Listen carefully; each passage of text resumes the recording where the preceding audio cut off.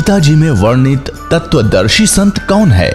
इन सभी प्रश्नों के उत्तर जानने के लिए अवश्य सुनिए जगत गुरु तत्वदर्शी संत रामपाल जी महाराज के मंगल प्रवचन।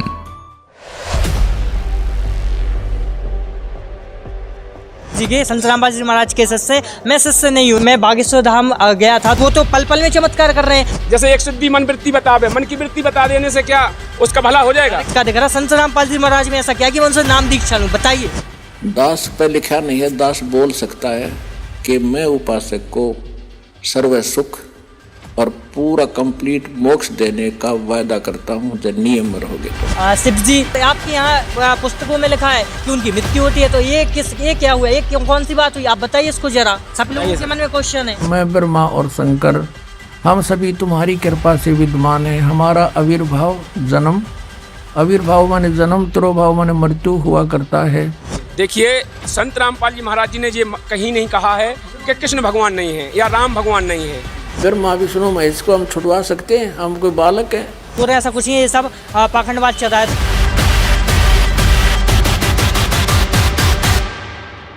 नमस्कार सर, क्या नाम है आपका? जी सर, मेरा नाम शैलेश साहू है, मैं टीकमगढ़ का निवासी हूँ और मैं यहाँ पर अंकल जी के साथ भंडारा देखने को आया था, क्योंकि शिष्य मतलब गुरु जी के संत रामपाल जी महाराज के शिष्य मैं शिष्य नहीं हूँ। इन्होंने प्रेरित किया, मुझको बताया कि आप हमारे साथ चलिए, वहाँ भंडारा देखिए और नाम दीक्षा लीजिए, तो इस वजह से आया। अच्छा, तो मतलब क्या है आपके क्वेश्चन, क्या जानना चाहते हो आप संत रामपाल जी महाराज जी के बारे में, और मतलब जो भी आपके क्वेश्चन है पूरा विस्तार से बताइए थोड़ा। देखिए मेरे क्वेश्चन ये हैं कि जब मैं यहाँ आया इस भंडारे में तो मुझे सारा कुछ अच्छा लगा। मैंने यहाँ पर एंट्री की, मुझे सारी फैसिलिटीज अन्य कहीं भी भंडारे में नहीं देखी। यहाँ पर आया, एंटर किया तो जगह जगह जल की व्यवस्था थी, चाय की व्यवस्था थी। उसके बाद जैसे कहीं किसी भंडारे में जाते तो कभी जूते गुम हो गए, कभी कुछ गुम हो गया, लेकिन यहाँ पर ऐसा है कि अंदर आते ही यहाँ से जूते ही साफ करके एक थैली में रखकर टोकन दिया, ठीक है। उसके बाद सेकंड गेट पर आया जहाँ से मैंने एंट्री थी, तो अंदर आया। अंदर मुझे रात को आया था 1 बजे के समथिंग, मुझे भूख लगी थी, तो मैं देखा यार यहाँ तो भंडारा अच्छा रहा, वो भी ताज़ा ताज़ा गरम गरम, मतलब मैंने खाया तो गरम था। तो उसके बाद सारा कुछ ठीक था। उसके बाद जैसे कि अंकल जी ने बोला कि चलिए आप नाम दीक्षा लीजिए, तो मैंने कहा कि संत रामपाल जी महाराज जी से नाम दीक्षा लेने के लिए बोला। संत रामपाल जी महाराज से आप नाम दीक्षा लीजिए, तो मैं गया नाम दीक्षा लेने के लिए, क्योंकि अंकल जी प्रेरित किया, मैंने समझा। लेकिन उसके बाद मैं गया तो मैं अंदर कंफ्यूज हो गया। उसमें लिखा था कि आपको मूर्ति पूजा नहीं करनी है और आपको अन्न उपासना नहीं करनी है। और जैसे कि मैं बागेश्वर धाम गया था तो वहाँ पर मैंने देखा कि वो तो सजी मतलब आंखों को देखते ही चमत्कार कर रहे हैं, मतलब मन की बात बता देते हैं। मन की बात बता देते हैं। अब यहाँ आया तो मैंने कहा मैं उनको कैसे छोड़ूं, और जबकि मैं आया तो अंकल जी बोल रहे हैं ऐसा कुछ नहीं है, ये सब पाखंडवाद चल रहा है। तो इस वजह से मैं यहाँ आया था नाम दीक्षा लेने के लिए, लेकिन मैं कंफ्यूज हो गया, इसलिए फिर मैंने नाम दीक्षा नहीं ली। तो सर मैं जब यहाँ पर नाम दीक्षा लेने के लिए गया, जैसे कि अंकल जी ले गए साथ में, तो मैंने यहाँ देखा उनके काफ़ी सारे नियम थे। एक तो मूर्ति पूजा नहीं करना, और भी काफ़ी भगवान अनुपासना नहीं करनी है। इसके बाद ऐसा क्या संत रामपाल जी महाराज में, मेरे तो मन में यही क्वेश्चन गूंज रहा है कि वो जेल में भी बंद है, फिर भी यहाँ पर लाखों भीड़ है। वो तो एक अलग चीज़ है, जो भी हो मुझे ज़्यादा पता नहीं है, लेकिन मैं तो गया। बागेश्वर धाम को कंपेयर करें मेरे हिसाब से तो वो धीरेन्द्र शास्त्री जी को, वो तो पल पल में चमत्कार कर रहे हैं। कोई भी बीच लाइन में बैठा है तो उसको खड़ा कर देते हैं, उसके बारे में सारी इन्फॉर्मेशन मन की बात बता देते हैं। यहाँ मुझे क्या चमत्कार दिख रहा संत रामपाल जी महाराज में, ऐसा क्या कि मैं उनसे नाम दीक्षा लूं? बताइए सर। देखिए सर जी, पहले तो मैं अपना परिचय बता दूं। दास का नाम हेमंत दास है, ग्राम मुड़ारा, तहसील निवाड़ी, जिला निवाड़ी, MP का रहने वाला हूँ। तो मैंने इनसे कहा है कि ये युवा हैं और आज के समय में नाम दीक्षा लेना चाहिए। तो यहाँ पर इनने नियम कुछ ऐसे सुने तो इनको लगा के गलत है, और इनने कंपेयर रखा है कि अनुरोध वो धीरेन्द्र शास्त्री जी महाराज जी हैं, वो बहुत बड़े चमत्कारी हैं और वो तो लाइन में से खड़ा कर देते। चमत्कारी में तो चमत्कार कर ही रहे हैं ना, आप देख नहीं रहे हो? देखिए तो देखते हैं ना। देखिए मैं बताऊं, संत रामपाल जी महाराज जी ने जो आध्यात्मिक ज्ञान के माध्यम से बताया है, वहाँ पर तो एक सिद्धि है, चमत्कार नहीं है, एक सिद्धि है। तो संत रामपाल जी महाराज जी ने अपने शिष्यों को 24 सिद्धियां दे रखी हैं। संत रामपाल जी महाराज जी जो दीक्षा देते हैं उस मंत्र में इतनी पावर है कि 24 सिद्धियां हैं। उनको तो एक सिद्धि है, जैसे परमात्मा कहते हैं सबद महल में सिद्धि 24, हंस बिछोड़े विश्व विशा। और वो तो केवल बता देते हैं, बता देने से क्या हो जाएगा? यदि जैसे एक सिद्धि मन वृत्ति बतावे, मन की वृत्ति बता देने से क्या उसका भला हो जाएगा? कैसे नहीं, जैसे मैंने वीडियो देखा है, वो कहते हैं बुलाते हैं, पैसा बनाते हैं, बीमारी के बारे में ही बता देते हैं, वो कहते हैं कि ठीक हो जाएगी, जाइए। तो देखिए लाखों लोग वहाँ जा रहे हैं, करोड़ों लोग जा रहे हैं, जाने के बाद उनके कहने से ठीक हो जाएगा क्या?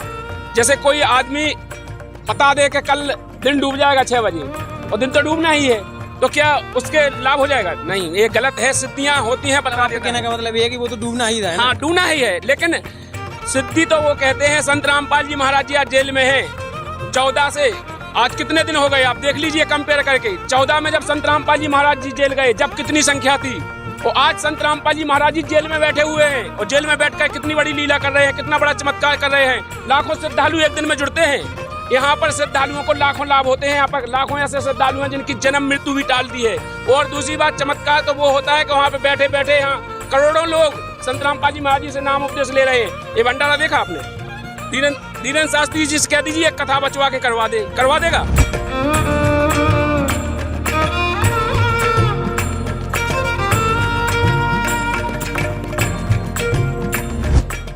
ये सिद्धियां क्या है? ये जीवन नाशक इस प्राणी की सबसे बड़ी दुश्मन है। इससे प्रभुता आ जाती है और अपनी ही, जैसे पहले बैटरी चार्ज करी फिर वह खत्म कर दी, रह गया जैसे का तैसा। जैसे इन सिद्धियों को परमात्मा ने ऐसा बताया है कि जैसे आप देखते हो वर्षा के मौसम में अन्य चींटियां होती हैं बगैर पंखों की होती हैं, और उन्हीं चींटियों के बिलों से कुछ पंखों वाली चींटियां निकलती हैं, और वो उनके अंदर परमात्मा होती है, क्योंकि वो उड़ नहीं सकती दूसरी चींटियां, और वो उड़ जाती हैं आकाश में। तो वो यूं सोचे हैं कि ये तो भगवान से मिल ली, क्योंकि ये तो उड़ जाती है आकाश में। और वो आकाश में जैसे आजकल आप देखते हो मौसम वर्षा का है, तो चींटियां निकलती हैं पंखों वाली कीड़ियां, और कहाँ जाती हैं? या तो दीपक पर जाकर जलकर मर जाएंगी, या फिर बल्लभ के चारों तरफ घूमती रहेंगी। थोड़ी सी देर में उनकी पंख टूट जाएंगी, कटकर नीचे पड़ जाएंगी, और वो चिट्टी की चिट्टी रह जाएंगी। इसी प्रकार ये जो साधना करते हैं, गलत साधना करते हैं, शास्त्र विधि को त्याग कर जो मनमाना हठ योग आदि करते हैं, अन्य जाप मंत्र अनुष्ठान करते हैं, उनसे उनमें सिद्धियां आ जाती हैं। और आम मानव से वो जैसे आकाश में उड़ जाना, जल के ऊपर ऐसे चलना जैसे थल पर चलते हैं, सब समुद्रों को पी लेना, इस तरह के जो ये कलाबाजी इनमें आ जाती है, तो आम मनुष्य नो सोचे न भगवान मिल गया। अब परमात्मा कहते हैं डंब करें डूंगर चढ़ाएंगे, अंत झिन्नी झूले, जग जाने बंदगी करेंगे, बोवें सूल बबूले। अब परमात्मा कहते हैं कि हमारी इस साधना से जो हम आपको प्रदान करेंगे, इससे आपको 24 सिद्धियां आ जाएंगी।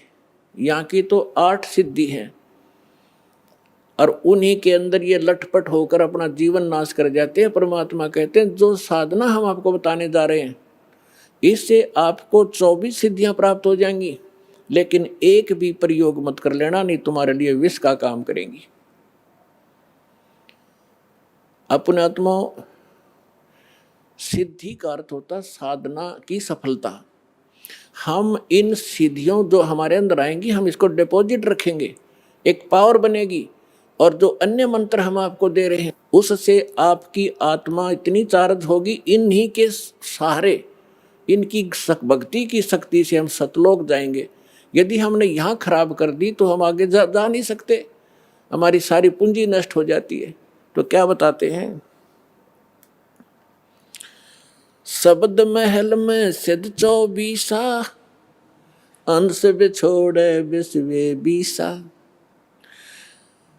कहते हैं हमारे जो मंत्र में, शब्द में 24 सिद्धियां आ जाएंगी आप में, और यदि आपने इनका प्रयोग कर लिया, आपकी वाह वाह हो जाएगी। किसी का झाड़ा ला दोगे वो ठीक हो जाएगा, आपकी भक्ति नष्ट हो जाएगी।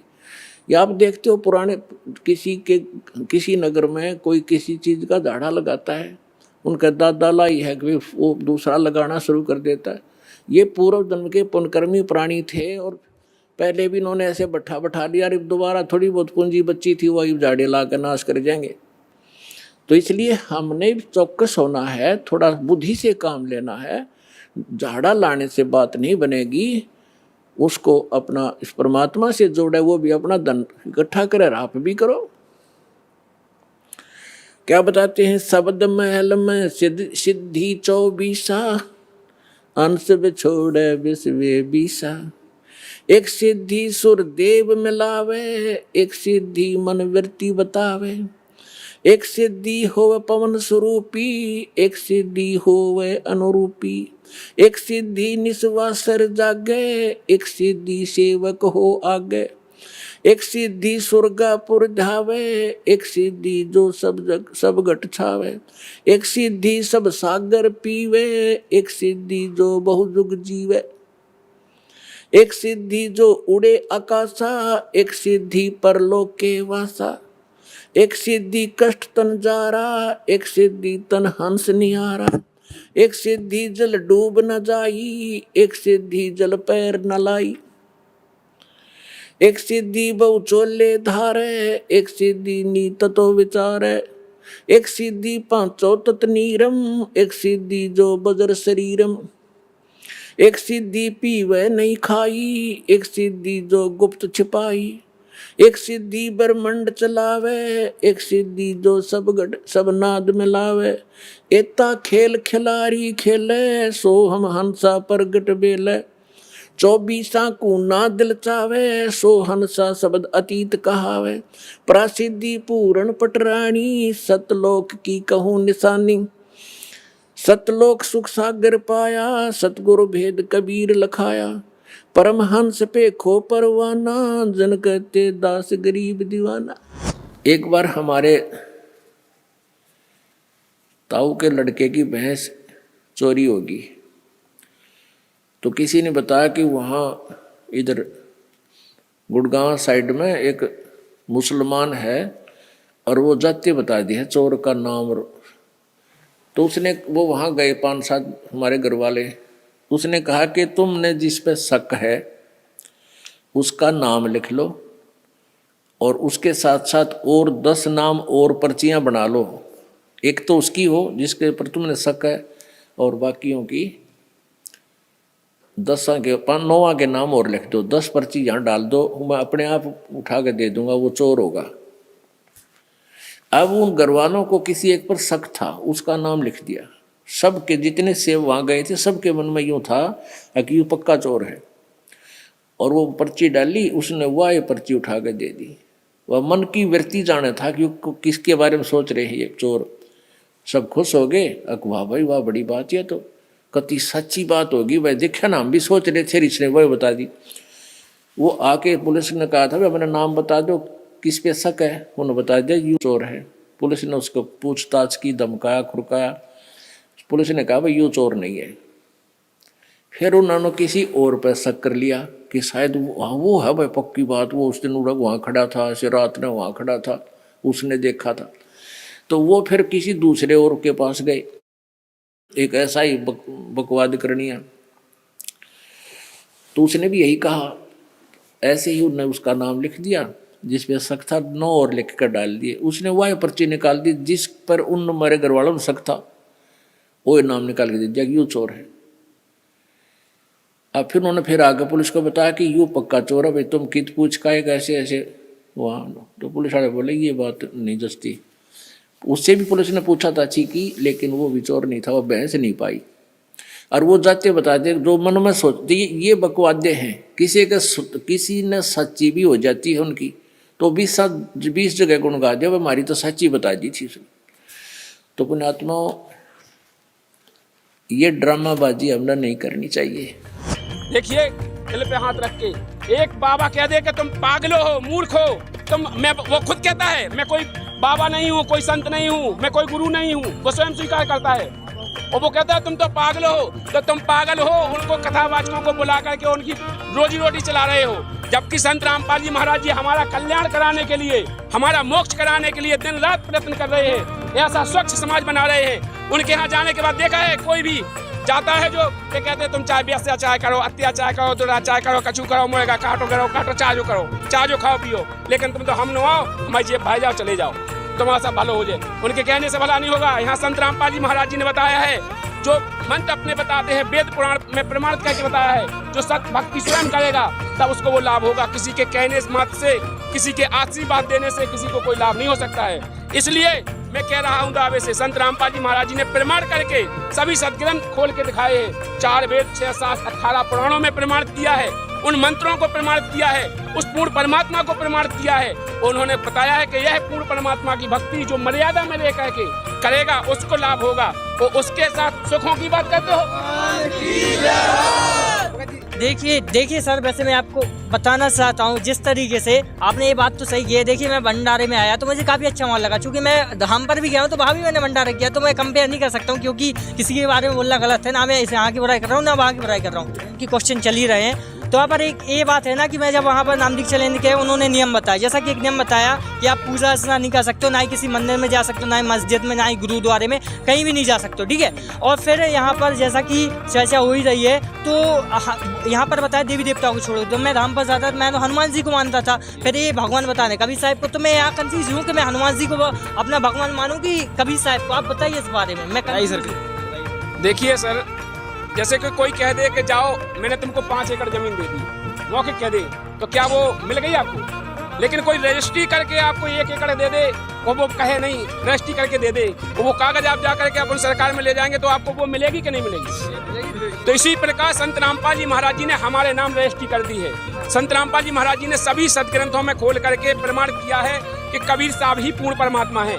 4 वेद, 6 शास्त्र, 18 पुराण, गीता, भागवत पुराण, सभी सदग्रंथों में, हिंदू धर्म के, सिख धर्म के, मुसलमान धर्म के सभी ग्रंथों में प्रमाणित करके संत रामपाल जी महाराज जी ने कहा है कि कबीर साहब ही भगवान है। और उन्होंने तो ये तक कहा है, जिनकी बात तुम कर रहे हो, सभी जितने भी पृथ्वी पे धर्म गुरु हैं, संत रामपाल जी महाराज जी ने चैलेंज रखी थी कि आकर के हमसे डिबेट करें, और यदि वो हमारे क्वेश्चन को गलत कह दें और वो कहें कि तुम्हारा ये भक्ति गलत है या तुम्हारा ये रास्ता गलत है, तो मैं अपने प्रमाणित करके दिखा दे, मैं अपने रास्ते को बदल के मैं उनका शिष्य बन जाऊंगा।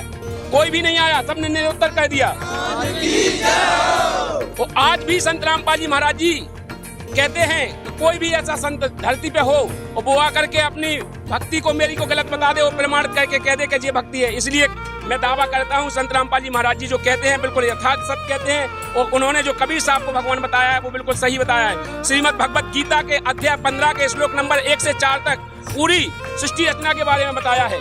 आप खुद उठा के देखिए, आज हम पढ़े लिखे समाज हैं, हर आदमी पढ़ा लिखा है, हम किसी की कहने की माने कि हम खुद ग्रंथों को देखें। उसमें लिखा है गीता अध्याय 15 के श्लोक नंबर 1 में कि ऊर्ध्व मूलम अधः शाखम, इस संसार रूपी वृक्ष को तू पीपल का वृक्ष जान अर्जुन, और जो जड़ से लेके पत्ते तक जो बता देगा वह तात्पर्य को जानने वाला होगा, वही तत्वदर्शी संत होगा। आज तक किसी ने बताया? आज तक कोई भी, जितने भी कथावाचक हैं, भागवत को खोलते तक नहीं है, किसी ने खोला है?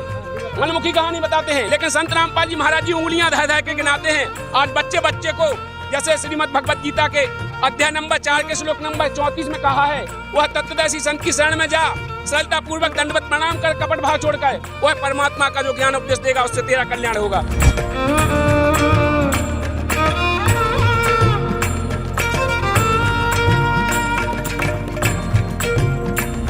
कि तत्वदर्शी संत कौन होगा? जो उल्टे लटके हुए संसार रूपी वृक्ष के सभी पार्ट्स बता देगा, विभाग बतावेगा। तो परमेश्वर ने 600 वर्ष पहले उस सच्चिदानंद घनब्रह्म की वाणी में ये भाग बता रखे थे। कबीर अक्षर पुरुष एक पेड़ है, सर पुरुष वाकी डार, ये तीनों देवा शाखा है, भाई पात रूप संसारे।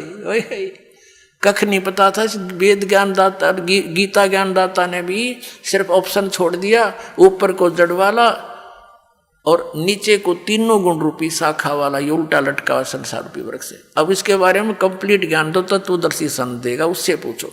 अब परमेश्वर ने 600 वर्ष पहले दे रखा था ये ज्ञान, लेकिन नकली आचार्यों ने, गुरुओं ने हमारे तक कान नहीं दिया, हमारे को दूर रखा अपने भगवान से, मिसगाइड करते रहे। कबीर तो जुल्हा है, धानक है, इसने सदग्रंथों को कैसे जाना, इसको इसने संस्कृत पढ़ना नहीं आता, केवल ब्राह्मण लोग ही संस्कृत के पढ़ने के अधिकारी थे उस समय।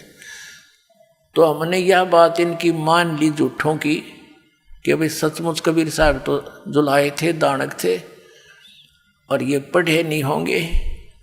आज पता चला वो तो पढ़े पढ़ाए थे, उन्हें पढ़ने की आवश्यकता ही नहीं थी।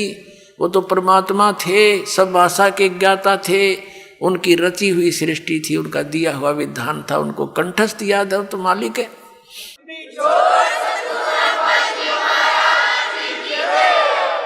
उल्टा लटका हुआ संसार रूपी वृक्ष को परमात्मा ने बता दिया। अक्षर पुरुष एक पेड़ है, निरंजन यानी सरपुरुष या की डार, और तीनों देवा शाखा हैं, ये पात रूप संसार। एक बार इस झलक देख लो इसकी। ये देखिएगा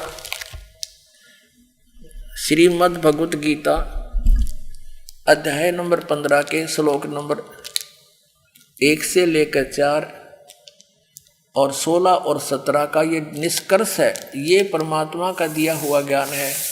अब जैसे जड़ परोक्ष होती हैं, गुप्त होती हैं, पृथ्वी से बाहर केवल पृथ्वी से बाहर इतना हिस्सा दिखाई देता है वृक्ष का, इसलिए परमात्मा ने कहा ये अक्षर पुरुष एक पेड़ है। ये तना समझो, ये तो अक्षर पुरुष है, और सर पुरुष वा की डार, और तीनों देवा शाखा हैं, ये पात रूप संसार। रजगुण ब्रह्मा जी, सतगुण विष्णु जी, तमगुण शिव जी, ये तो शाखा है इस पेड़ की, और ये इनका पिता है सरपुरुष ज्योति निरंजन, और ये अक्षर पुरुष तना है, और ये मूल मालिक ये परम अक्षर ब्रह्म परम अक्षर पुरुष है। ये कबीर साहिब है। परमात्मा ने 600 वर्ष पहले कहा था अक्षर पुरुष एक पेड़ है, निरंजन वा की डारे। निरंजन कहो, सरपुरुष कहो, काल कहो, और तीनों देवा शाखा है, भाई पात रूप संसारे। तो पुणात्मा इसमें क्या स्पष्ट किया है कि जब तत्वदर्शी संत मिल जा 15वें अध्याय के 4थे श्लोक में, उसके पश्चात परमेश्वर के उस परम पद की खोज करनी चाहिए जहाँ जाने के बाद साधक फिर लौटकर कभी संसार में नहीं आते। और गीता ज्ञानदाता कहता मैं भी उसी की शरण में हूँ, और जिस परमात्मा ने सारे ब्रह्मांडों की रचना की है, यानी जिससे संसार रूपी वृक्ष की प्रवृत्ति विस्तार को प्राप्त हुई है, यानी जिसने सब ब्रह्मांडों की रचना की है, और मैं उसी की शरण हूँ, केवल उसी की पूजा करनी चाहिए और की नहीं। कंसेप्ट हुआ क्लियर। मेरा अगला सवाल ये है कि अन्य जो साधु संत हैं वो बताते हैं कि विष्णु जी और भी जैसे हो गए श्री कृष्ण, और जो कहा जाए शिव जी, तो इनकी मृत्यु अन्य संत बताते हैं नहीं होती, वो तो पूर्ण परमात्मा है। और आपके यहाँ पुस्तकों में लिखा है कि उनकी मृत्यु होती है, तो ये क्या हुआ, ये कौन सी बात हुई, आप बताइए इसको जरा, सब लोगों के मन में क्वेश्चन है। देखिए क्योंकि ये कंफ्यूज है काफी ज्यादा, मतलब जो और कोई संत और कुछ बताता है, आप संत के संत जो हैं और कुछ बताते हैं ना। इसीलिए मैं कह रहा हूँ कि जैसे कि कोई कह दे, जैसे कहने मात्र से नहीं माना जाएगा, प्रमाण सहित माना जाएगा। नहीं तो आप प्रमाण में बताइए कि कैसा क्या सिस्टम है, थोड़ा विस्तार से, चाहे टाइम हो जाए। हाँ बिल्कुल विस्तार से। संत रामपाल जी महाराज जी ने श्रीमद् भगवत गीता, देवी भागवत पुराण, कई ग्रंथों में प्रमाण किया है। उनमें स्पष्ट कहा है, जैसे श्रीमद् देवी भागवत पुराण में लिखा है, स्पष्ट लिखा है कि वो कह रहे हैं कि मैं शंकर हूँ, और ब्रह्मा विष्णु महेश को रचने वाली तुम ही दुर्गा हो, तुम ही शिवे हो। आप उठा के देखिए, और तुम तो जगत की रचने वाली हो, तो मैं भी क्यों तुम्हारा बालक नहीं हुआ, तुम ही तो मेरी माता हो। तो स्पष्ट जो स्वीकार कर रहे हैं कि ब्रह्मा विष्णु महेश स्वयं कि तुम मेरी माता हो, तो माता कौन होती है, जन्म देने वाली। तो वे खुद कह रहे हैं, यार हम क्यों माने, वो तो खुद ही कह रहे हैं कि तुम मेरी माता हो। अब इस जैसे जो स्वीकार ही कर ले कि तुम हमारे माता पिता हो, अब उनकी जन्म मृत्यु तो होते जब तक वो माता पिता है। तो अन्य संत जा भी बोला थे ना कि उनकी मृत्यु नहीं होते, लेकिन इतने पे मृत्यु होते। अरे तो वो तो मनमुखी, वो तो दंत कथा के आधार से मनमुखी कह रहे हैं, ये तो प्रमाण कह रहे हैं। तो अब प्रमाण मानोगे कि दंत कथा से मानोगे? देखो प्रमाण तो सब मानते हैं, क्योंकि हम कहीं भी कुछ भी पढ़े तो हम प्रमाण के साथ ही। अगर अपना आधार कार्ड बनवाते हैं, उसमें अपन अपने पिता की बल्दियत डराते हैं, हमारी बल्दियत पिता की उस आधार कार्ड से मानी जाती है, ना कि अगर कोई कह दे कि उनके पिताजी को तो खचोड़े ना तो क्या हो जाए। हमारा आधार कार्ड देखा जाएगा, उसमें जो प्रमाण लिखा है वो माना जाएगा। इसी प्रकार हमारे सदग्रंथों में जो लिखा है, हमारे सदग्रंथ कह रहे हैं कि ब्रह्मा विष्णु महेश की मृत्यु होती है, वो स्वीकार कर रहे हैं कि हम तो अजन्मे हैं, हमारी तो मृत्यु होती है, हमारा तो जन्म मरण का कष्ट है, वो स्वयं स्वीकार कर रहे हैं। और संत रामपाल जी महाराज जी प्रमाणित करके भी दिखा रहे हैं। अब आप लोग इसको डिसाइड करें ना कि हम पढ़े लिखे होने के बाद भी हम अंधविश्वास को पट्टी बांध ले, तो हम कैसे माने। अब अगर हम पढ़े लिखे के बाद भी दूसरे की बात माने, हमको तो देखना चाहिए। अब आजकल अपन पढ़े लिखे हैं, बच्चा अनपढ़ होने के बाद भी मोबाइल चला रहा है, इंटरनेट का जमाना है, हर कोई इंसान देख रहा है, तो हमको आप देखी और कहीं सुनी भक्ति से काम नहीं चलेगा, अब प्रमाण से काम चलेगा। बहुत दिन हो गए इन लोगों ने, बहुत दिन अपन को भ्रमित कह दिया अपने पुरखन को डुबेदन ने, लेकिन अब नहीं डुबा पाएंगे।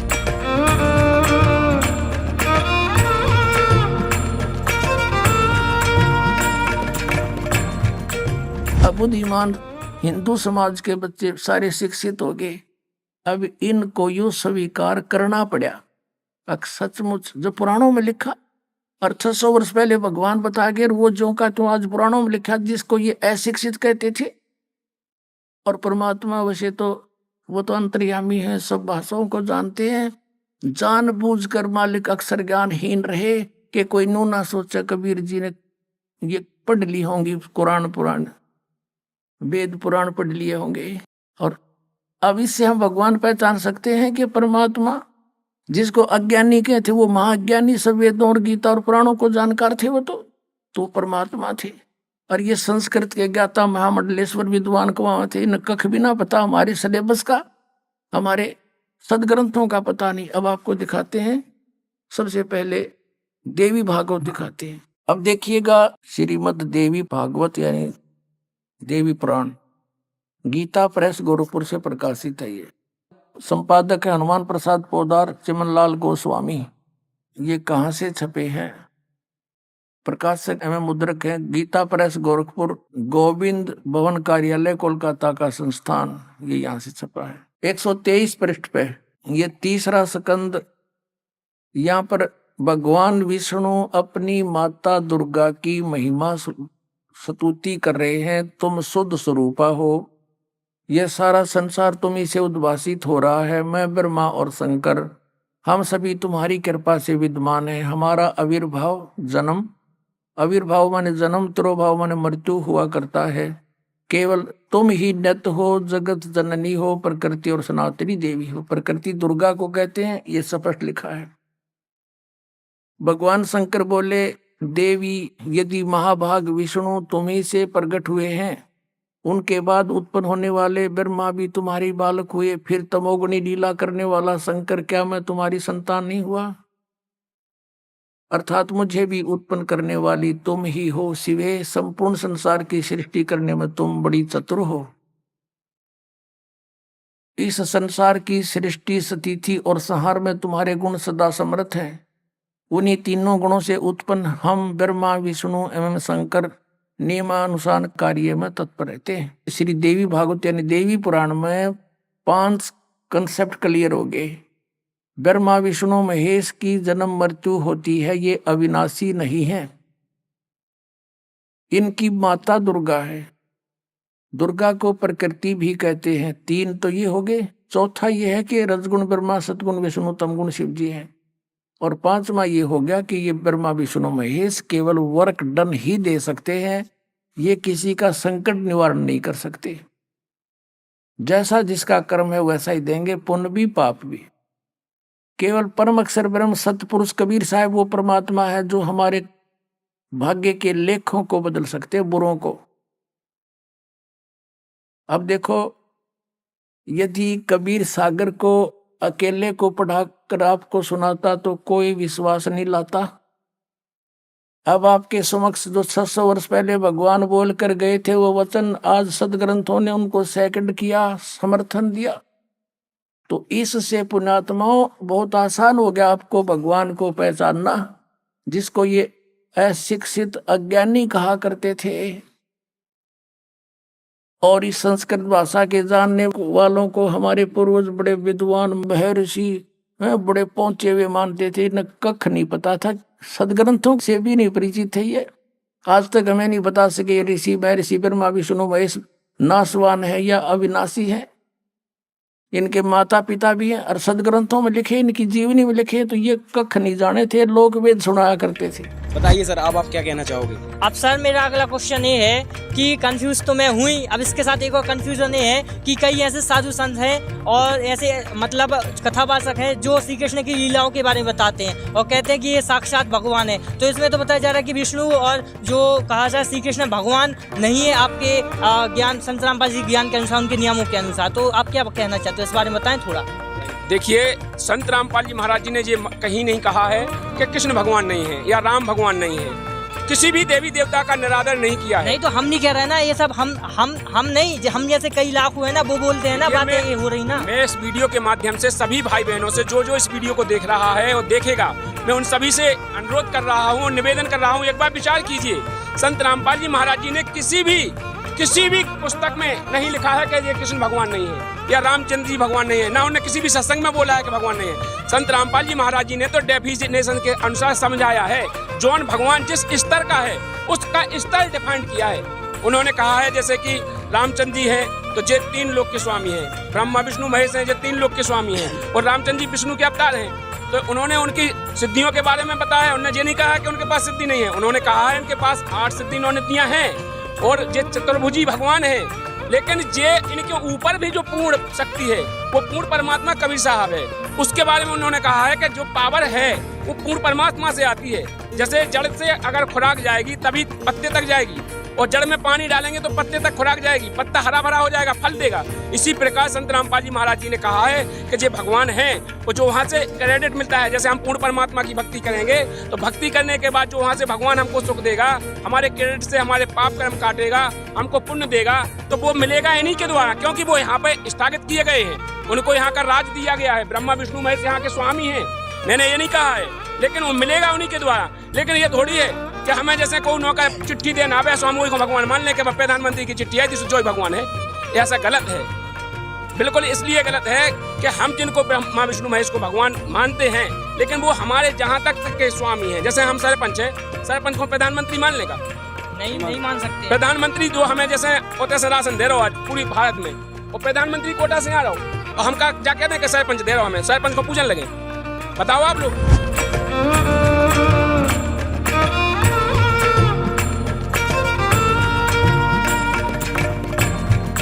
अब ब्रह्मा विष्णु महेश हमारे कोई दुश्मन नहीं है। कई कहते हैं कि आपके गुरुजी तो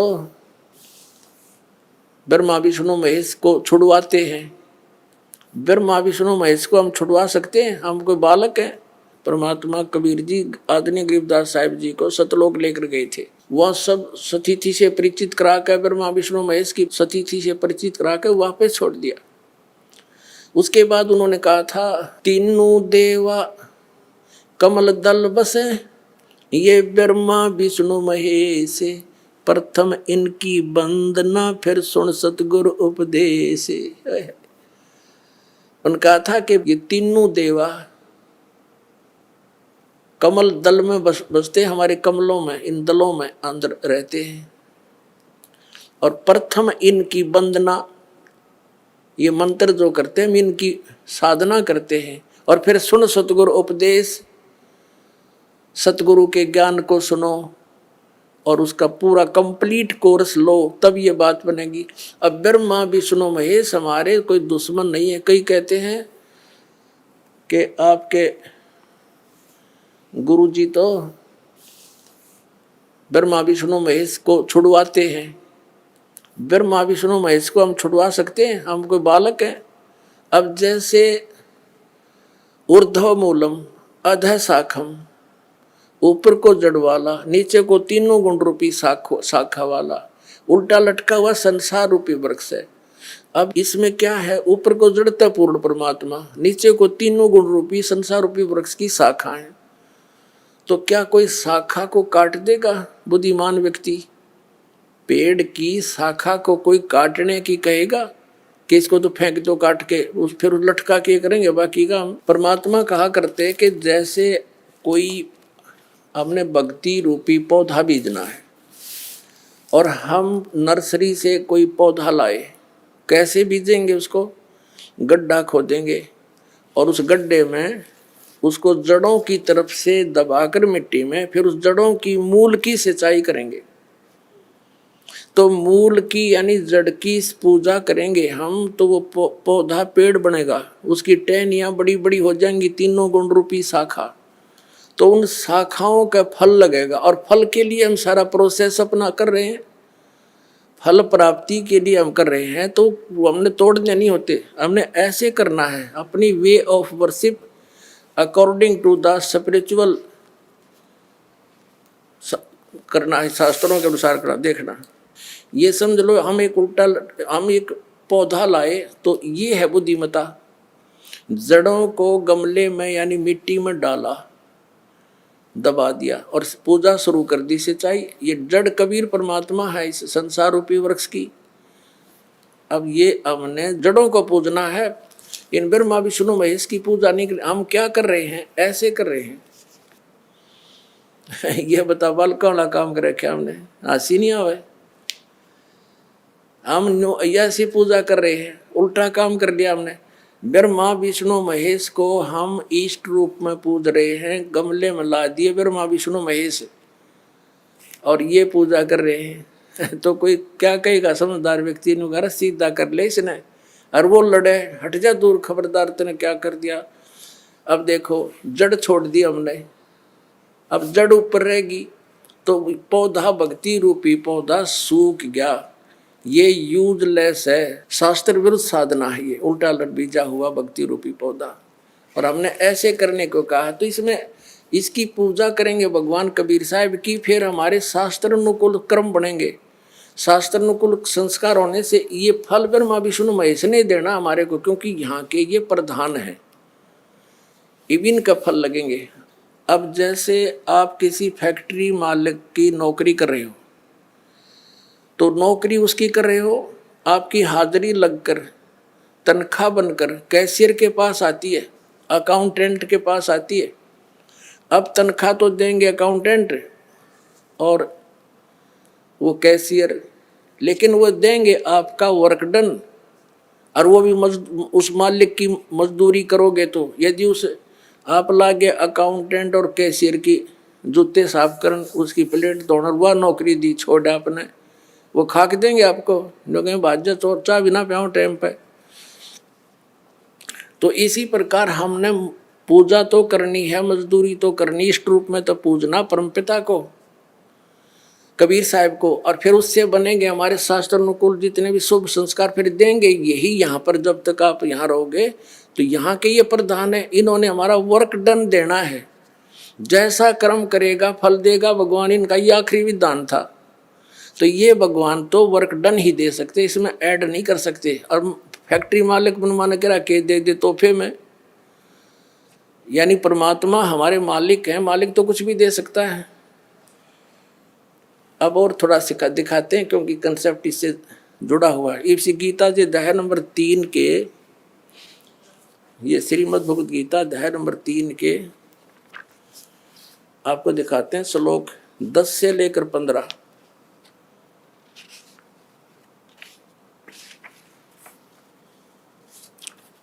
ये देखिएगा, श्रीमद् भगवद गीता अध्याय नंबर 3 के और श्लोक नंबर 10। प्रजापति ब्रह्मा ने कल्प के आदि में यज्ञ सहित प्रजाओं को रचकर कहा था, तुम लोग इस यज्ञ के द्वारा, यज्ञ माने धार्मिक अनुष्ठान, शास्त्र अनुकूल वृद्धि को प्राप्त हो। यह यज्ञ तुम लोगों को इच्छित भोग प्रदान करने वाली हो। 11वें में कहा है, यज्ञ के द्वारा देवताओं को उन्नत करो और वो देवता तुम लोगों को उन्नत करें। इस प्रकार निस्वार्थ भाव से एक दूसरे को उन्नत करते हुए तुम लोग कल्याण को प्राप्त हो जाओगे। 12वें में फिर कहा है, यज्ञ के द्वारा बढ़ाए गए देवता, बताओ देवता ने क्या हम पकड़ कर बढ़ावांगे, खींच कर बढ़ावांगे उन्हें। अब ये विधि बता रखी है कि शास्त्र अनुकूल साधना करने से, जड़ की पूजा करने से ये तीनों देवता रूपी शाखा बढ़ जाएंगी, बड़ी हो जाएंगी, फिर ये फल देंगे। देखिए, यज्ञ के द्वारा, शास्त्र अनुकूल साधना के द्वारा बढ़ाए हुए यानी बढ़े हुए देवता, ये तीनों शाखाएं तुम लोगों के बिना मांगे ही इच्छित भोग निश्चित देते रहेंगे। उन देवताओं को दिए हुए भोगों को जो पुरुष उनके बिना दिए स्वयं भोगता है वह चोर है।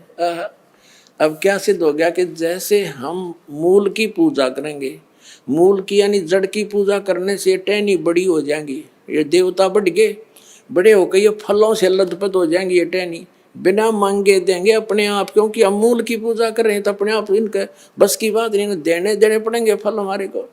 आगे देखो, और जो फिर कहते हैं धर्म दान नहीं करते तो वो तो चोर हैं, वो फिर स्वयं भोगता है बिना गुण को दिए यानी बिना कुछ दान किए, तो चोर है।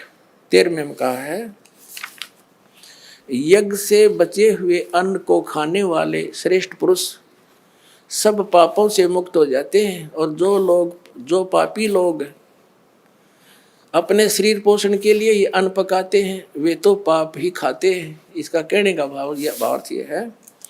और पुण्यात्माओं, यहाँ पर इस सतलोक आश्रम बरवाला जिला हिसार हरियाणा में पूरे विश्व में एक ये स्थान है जहाँ शास्त्र अनुकूल साधना होती है।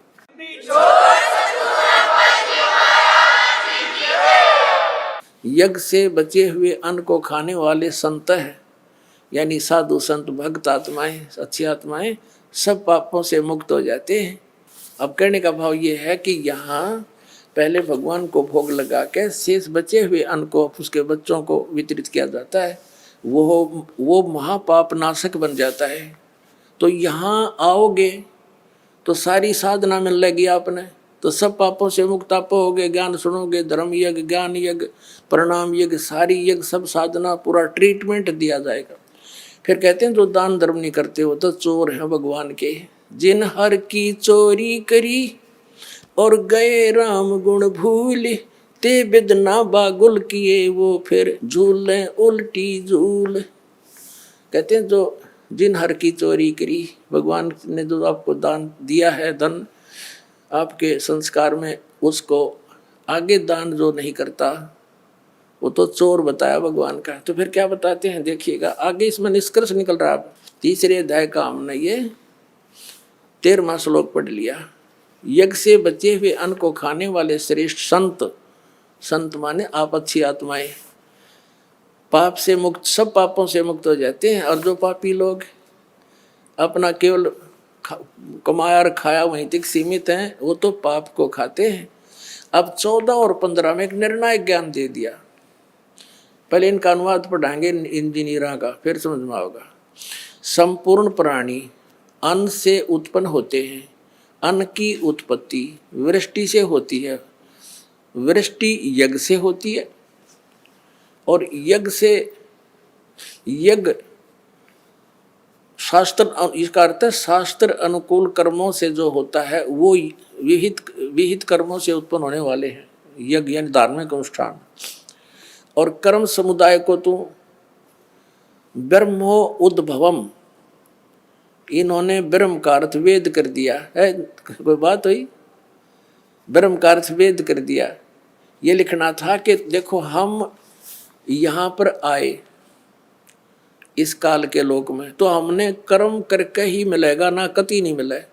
तो कहते हैं ये कर्म लगाए ब्रह्म ने बनाया विधान यहाँ का, और ब्रह्म की उत्पत्ति हुई परम अक्षर ब्रह्म से, उस परमात्मा से, सच्चिदानंद घन ब्रह्म से। इसका अर्थ तो ये है, लेकिन इन अज्ञानियों ने कुछ ज्ञान तो था नहीं, सारे उल्टे अडंगे अड़ा दिए। ये देखिएगा, कर्म समुदाय को तू वेद से उत्पन्न नहीं, ब्रह्म से उत्पन्न हुए। और ब्रह्म अक्षरम उद्भवम अविनाशी परमात्मा से, यहाँ ब्रह्म लिखना था, ब्रह्म ये काल अविनाशी परमात्मा से उत्पन्न हुआ जान।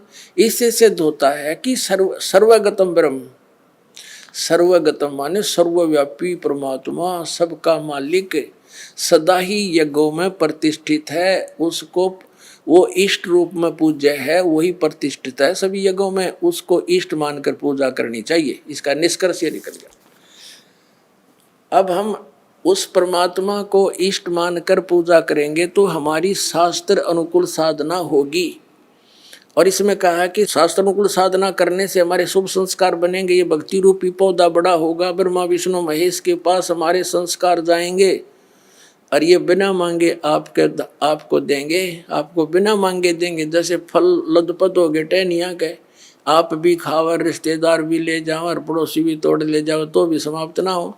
तो इतना इस प्रकार हमारा ये पूरा भक्ति क्रम पूरा होता है। तो हम आपको सबसे पहले परमात्मा ने कहा है कि तीनों देवा इन कमल दलों में बसे, ये ब्रह्मा विष्णु महेश, और प्रथम इनकी वंदना, और फिर सतगुरु उपदेश। तो हम इनकी जो है ना पूजा नहीं कर रहे, हम किसी का किराया दे रहे हैं, जैसे हम टैक्स भर रहे हैं बिजली का, हम बिल भर रहे हैं इसका टेलीफोन का, वो पूजा थोड़ी कर रहे हैं, वो तो हम उनको दे रहे हैं। तो हमें हमारी सुविधाएं जारी रखेंगे, नहीं देंगे तो कनेक्शन काट देंगे। तो हम शास्त्र अनुकूल साधना कंप्लीट कोर्स ना करके अपनी अपनी डफली पीट रहे हैं। जिस कारण से हम परमात्मा से मिलने वाली साधना से वंचित होकर के हम नास्तिक होते जा रहे थे। अब परमात्मा ने दया करी आपके ऊपर और इस दास के ऊपर। इस दास को बनाया वो तत्वदर्शी संत, और जो ज्ञान परमात्मा 600 वर्ष पहले छुपा के थे खजाना, इस दास को चाबी दे दी। अब दास ने खोल दिया उसके बच्चों के सामने। अब खाओ और खर्चो, चलो सतलोक में। सर मेरा अगला क्वेश्चन ये है कि जो इतने सारे संत हैं उनको क्या कोई ज्ञान नहीं है? वो ऐसे ही बिना वेदों बिना शास्त्रों के अनुसार भक्ति बताते हैं, है ना? तो सर उनका कहने का मतलब ये है कि जितने साधु संत हुए हैं, बड़े बड़े शंकराचार्य हुए, मठाधीश हुए हैं, क्या आज तक वो ऐसे ही बताते रहे? क्या उनको कोई ज्ञान ही नहीं था क्या? देखिए, आज जगत गुरु तत्वदर्शी संत रामपाल जी महाराज जी ने प्रमाणित करके बताया है। उनके सभी जितने भी संसार में जितने भी धर्म गुरु हैं, संत रामपाल जी महाराज जी ने सबकी लिखी पुस्तकें, उनके बोले सत्संग, सभी यहाँ पर उनके थैला उल्टे करके हालात है। उनके अंदर कितना ज्ञान है खाली कर दिया है। संत रामपाल जी महाराज जी ने सभी के उल्टे थैला करके बता दिया कि इनके पास कितना ज्ञान है। उन्हें छुटवा बड़वा भी नहीं आउत है आध्यात्मिक को कि छुटवा बड़वा का को। संत रामपाल जी महाराज जी एक ऐसे संत हैं विश्व में जिन्होंने आज तक हमको सदग्रंथ खोल के दिखाए हैं। आज तक किसी भी धर्म गुरु ने आज तक हमको खोल के नहीं दिखाया, क्योंकि वो खुद कंफ्यूजन में है। क्योंकि आज से पहले भी रामायण में स्पष्ट लिखा है, रामायण में लिखा है कलयुग केवल हरि गुण गाहा, सो नर भव सागर तर जाहा। कलयुग केवल शब्द लिखा है, कलयुग केवल नाम आधारा और समय समय नर उतरे पारा।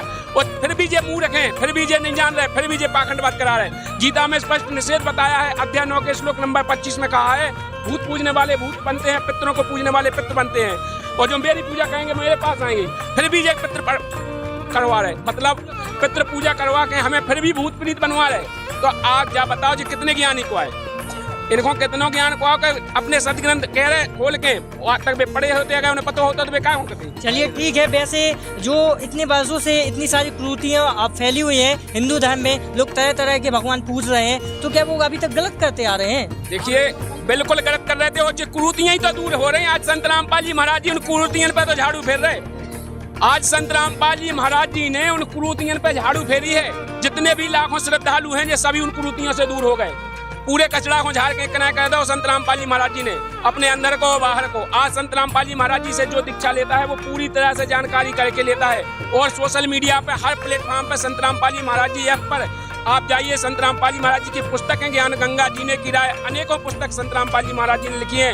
उनका प्रचार घर घर हो रहा है, जा करके उनको पढ़िए। उसमें पूरे अपने जितने शंकाएं हो सबका समाधान लिखा है। संत रामपाल जी महाराज जी ने कसर नहीं छोड़ी आज के समय में, और आप उन सभी को पढ़ करके पूरी तरह से समझ करके, और ये बिल्कुल सही है क्योंकि ये जीवन का सौदा है, किसी को वैसे नहीं कर लेना चाहिए। अगर अपन 2 रुपए की हंडी लेते हो तो 3 बार बजाते हैं, और ये तो जीवन का सौदा है। आपने किया, क्वेश्चन अच्छा किया और आपको करना चाहिए, और लेकिन विचार करो कि हम पढ़े लिखे होने के बाद भी अनजान न बन जाए, हमारा जीवन व्यर्थ न चला जाए। तो सर अब कैसे भिन्नता, कैसे मतलब कैसे डिसाइड करेंगे लोग कि कौन संत सही है कौन गलत है? देखिए, वही मैं बता रहा हूँ कि जैसे कि चाहे मंत्र हो, चाहे वो परमात्मा की पहचान हो, हम ग्रंथों से ही करेंगे ना। जैसे कोई भी चीज करेंगे तो लिखित में करेंगे, प्रमाण तो लिखित माना जाएगा। ऐसा तो है नहीं कि मौखात माना जाए। तो इसीलिए मैं कह रहा हूँ कि लिखित में प्रमाण जो संत रामपाल जी महाराज जी देते हैं, तो जैसे आयुर्वेद में, ऋग्वेद में मंडल नंबर 9 सूत्र नंबर 86 के मंत्र नंबर 1 से लेकर 10 तक परमात्मा की जो परिभाषा लिखी है उसमें परमात्मा बताया गया है। परमात्मा साधक की मृत्यु को टाल देता है, तो वो प्रमाणित कर रहे हैं ना संत रामपाल जी महाराज सभी वेदों से। तो उस परमात्मा की सद्भक्ति करेगा, भगत मर्यादा में रहेगा, तो उसकी मृत्यु भी अगर आ गई होगी तो उसे भी टाल देगा। तो ये तो प्रमाण है। आज उनका प्रमाण हमको दिखाओ ना, कि जो दावा करते हैं कि धाम पे जाने से उसकी भलाई हो जाएगी, मृत्यु टल जाएगी, दुख दूर हो जाएगा। हमें दावा करके दिखाओ, एक भी आदमी दिखाओ ऐसा कि उसका हो गया हो। यहाँ पर हम लाखों दिखाते हैं और फिर प्रमाण देते हैं। अब फिर किसे सत्य मानोगे? फिर आप लोग भी कमेंट करके बताओ कि कौन सही है। आइए अब हम उन श्रद्धालुओं के अनुभव जानते हैं जो जगत गुरु तत्वदर्शी संत रामपाल जी महाराज जी से दीक्षा प्राप्त कर चुके हैं तथा उनके द्वारा बताए गए भक्ति मार्ग पर चल रहे हैं। सर नमस्कार। नमस्कार सर। सर क्या नाम है आपका? मेरा नाम शिव कुमार शर्मा। सर कहाँ से आए आप? मुकाम पोस्ट डूबी, जिला नरसिंहपुर, मध्य प्रदेश। संत रामपाल जी महाराज से नाम दीक्षा कब लिया आपने? संत श्री रामपाल जी महाराज से नाम दीक्षा मैंने 2012 में ली। सर संत रामपाल जी महाराज से नाम दीक्षा लेने से पहले आप क्या भक्ति करते थे? संत रामपाल जी महाराज से दीक्षा लेने के पहले मैं शंकर जी की भी पूजा करता था, 16 सोमवार भी उपवास रहता था, मंगल भी उपवास रहता था, संतोषी माता के शुक्रवार भी उपवास रहता था, महामृत्युंजय जाप भी करवा लेता था, नौ दुर्गा के पाठ भी करवाता था, यानी जितनी पूजाएं थी पूरी पूजाएं करवाता था मैं। सर, जब आप हिंदू धर्म में प्रचलित सभी पूजाएं कर ही रहे थे तो फिर आप संत रामपाल जी महाराज की शरण में क्यों गए? सर, मैं शारीरिक रूप से बहुत ज़्यादा परेशान था। जो लोग जो बताते थे मैं वो ही कर लेते था, क्योंकि मेरे शरीर में बहुत ज़्यादा तकलीफ होती थी। मैं रात रात सो नहीं पाता था, इसी सोच में डूबा रहता था कि कोई भगवान ऐसा मिल जाए जो मेरी बीमारी को ख़त्म कर दे, क्योंकि मैं एक गरीब परिवार से था और किडनी मेरी एक पहले ख़राब हो चुकी थी, दूसरी पे मेरे नंबर आ गया था। नागपुर के डॉक्टरों ने बोला आपकी दूसरी किडनी भी निकली थी। मैं शराब भी बहुत पीता था बचपन से, मेरी पारिवारिक स्थिति बहुत ख़राब हो चुकी थी।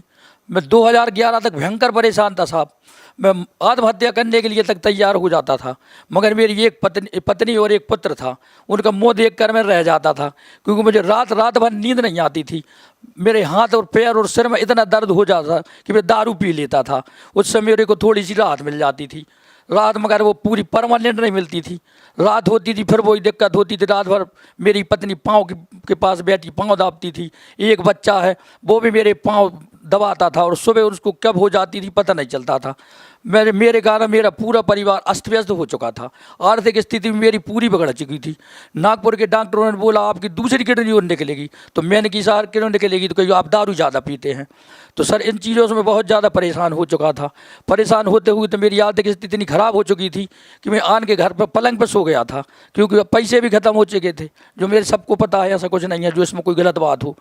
आर्थिक स्थिति मेरी बहुत ज़्यादा ख़राब थी, इस कारण फिर मैं पलंग पर लेटा लेटा सोचता था कि हे भगवान कोई ऐसा परमात्मा मिल जाए जो मेरी बीमारी मिटा दे, क्योंकि मेरे बच्चे का मुँह देखता था। मेरा बच्चा छोटा था, उस समय 8वीं 7वीं क्लास में पढ़ता था, वो भी बिस्तर पर बैठा बैठा रोता था, और मेरी पत्नी भी नीचे मुँह करके बैठी रहती थी कि अब क्या होगा।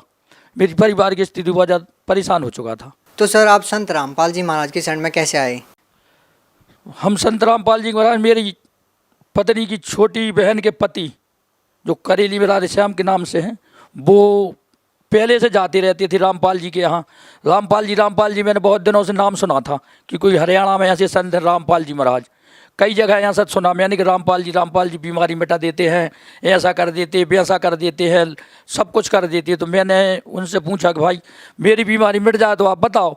तो उन्होंने कहा कि आप चल के देखो एक बार, कोई दिक्कत थोड़ी, अस्पताल जाते हो उतना ही खर्चा आपका वहाँ होता है उतना ही यहाँ होगा। तो उसी दिन मैं नागपुर जा रहा था, मैंने कहा ठीक है भैया इतना पैसा मैं वहीं खर्च करके देख लेता हूँ। तो उसी दिन मैं श्रीधाम ट्रेन से उनके साथ हरियाणा चला गया। फिर मैं बरवाला पहुँचा, वहाँ मैंने शाम को ही पहुँच कर नाम दान लिया। नाम दान लेने के बाद उनने जो नियम समझा, मैंने कहा मैं सभी नियमों को पालन करूँगा। पालन करने के बाद फिर शाम सुबह परम संत रामपाल जी महाराज जी से मैंने आशीर्वाद लिया। सर, संत रामपाल जी महाराज से नाम दीक्षा लेने के बाद आपको क्या लाभ मिले? संत रामपाल जी महाराज से नाम दान लेने के बाद संत रामपाल जी महाराज जी की ऐसी कृपा हुई कि मैं उसी दिन दूसरे दिन आश्रम में ही था। वहीं से मेरे को ऐसा लगा कि मेरे शरीर में कोई बीमारी नहीं है। संत रामपाल जी महाराज के आशीर्वाद से ऐसी कृपा मुझे महसूस होने लगी कि हाँ कुछ तो इधर है, इसलिए इतने लोग परेशान होते। और मेरे को भी पूर्ण आभास हुआ कि मेरी बीमारी अब ख़त्म होने का चांस 100% है, क्योंकि रात भर में मेरे को ऐसा लगा कि मेरे शरीर में कोई बीमारी नहीं। सुबह सुबह मैं अपने आराम से आश्रम में अच्छा बेहतरीन भोजन किया, जबकि मैं कभी खाना ही नहीं खाता था। आश्रम में बेहतरीन मैंने खाना खाया, सुरक्षित 2-3 दिन मैंने सत्संग सुना, और फिर मेरे को महसूस हुआ, मैंने पत्नी से भी कहा और पुत्र से भी कहा कि हाँ अब मुझे ऐसा लग रहा है कि मेरी कोई तकलीफ शरीर में नहीं है। और शराब मैं पीता था उसकी भी मेरे मन में 2-3 दिन रहा, कोई इच्छा जागृत नहीं हुई, न तम्बाकू की हुई, न पान की हुई, न शराब पीने की हुई। तो मेरे को ऐसा भी लगा अंदर अंदर कि इधर कोई परमात्मा तो है जो संत रामपाल महाराज के रूप में है, क्योंकि संत रामपाल तो ऐसा नहीं कर सकते, कोई परमात्मा ही कर सकता है। कहा संत में इतनी कला नहीं, परमात्मा में कला हो सकती। तो मेरे को आभास होने लगा कि मेरी शराब भी छूट जाएगी, मेरा परिवार भी अच्छा हो जाएगा, ऐसा मेरे को लगा। इसलिए मैं उधर 3 दिन रुका रहा और संत रामपाल जी महाराज से मैंने 2 बार फिर आशीर्वाद लिया। तो मेरे को आज ऐसा लग रहा है कि मैं सुखी हूँ, और परमात्मा संत रामपाल जी महाराज की कृपा ही है जो मैं आज तक जिंदा हूँ, नहीं तो मैं 2012 में कभी का मर गया होता।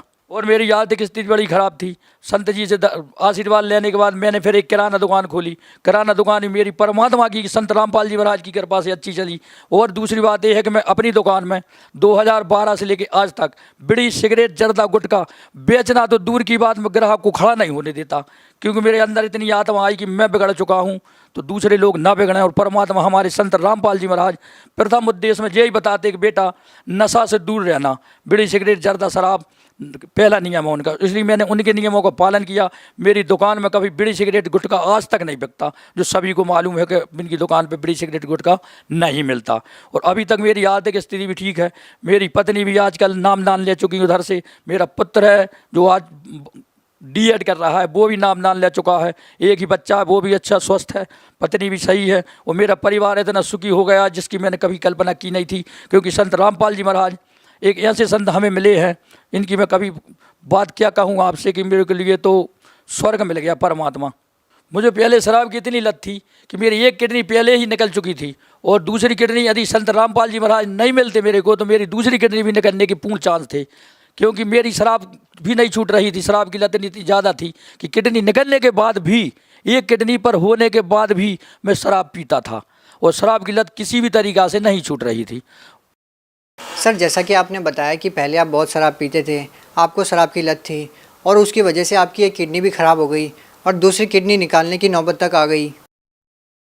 तो सर, आप इतनी शराब पीते थे कि आप चाहकर भी नहीं छोड़ पा रहे थे। तो सर, संत रामपाल जी महाराज की शरण में आने के बाद ऐसा क्या हुआ कि आपने शराब पीना छोड़ दिया?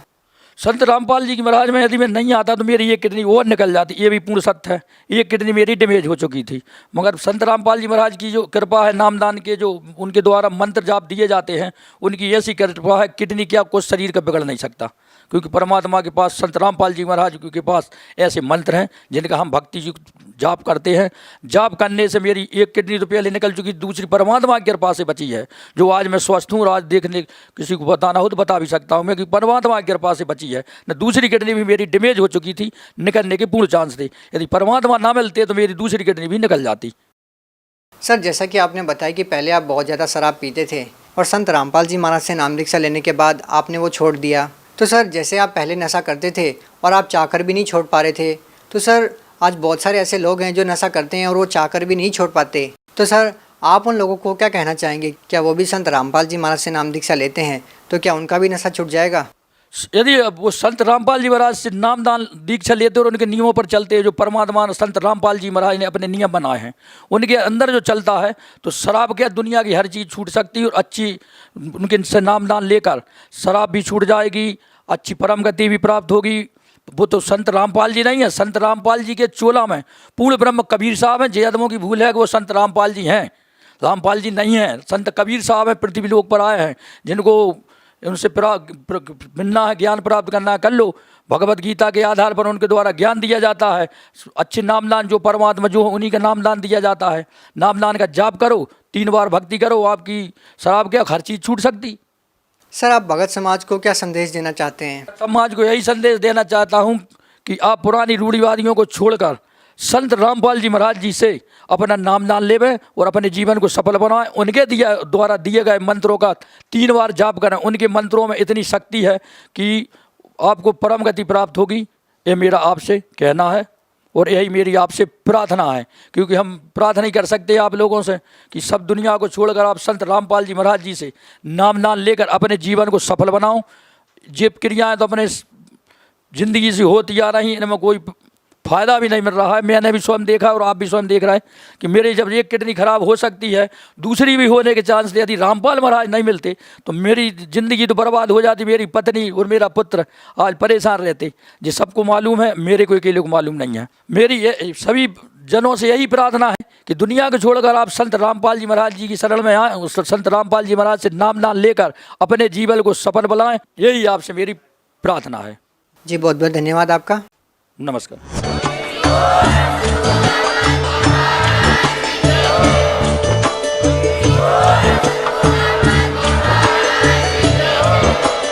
आप सुन रहे थे जगत गुरु तत्वदर्शी संत रामपाल जी महाराज जी के मंगल प्रवचन। अधिक जानकारी के लिए विजिट कीजिए हमारी वेबसाइट www.jagatgururampalji.org। संत रामपाल जी महाराज जी के शुभ आशीर्वाद से पूरे विश्व भर में 500 से भी ज्यादा नाम दीक्षा केंद्र हैं, जिन पर संत रामपाल जी महाराज जी द्वारा ऑनलाइन निशुल्क नाम दीक्षा दी जा रही है। अपने नजदीकी नाम दीक्षा केंद्र का पता करने के लिए संपर्क करें 8222880541।